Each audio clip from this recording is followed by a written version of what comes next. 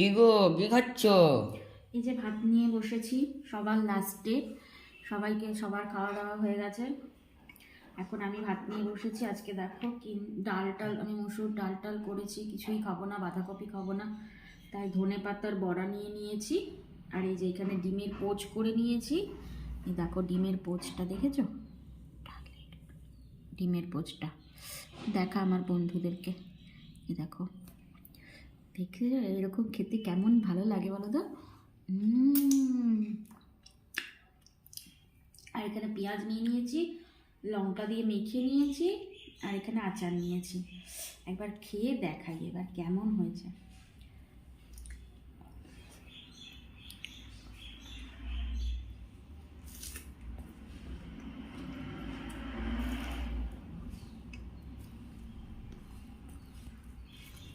একটু ডিম ভেঙে নিই।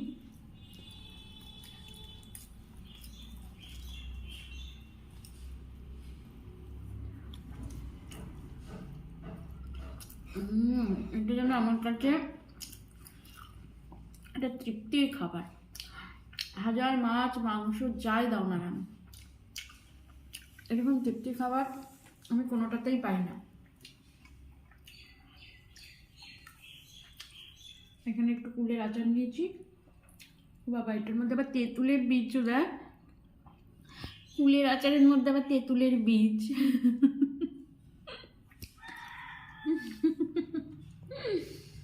তেঁতুলের বীজ সবেতেই 2 নম্বরই, আচারেও 2 নম্বরই।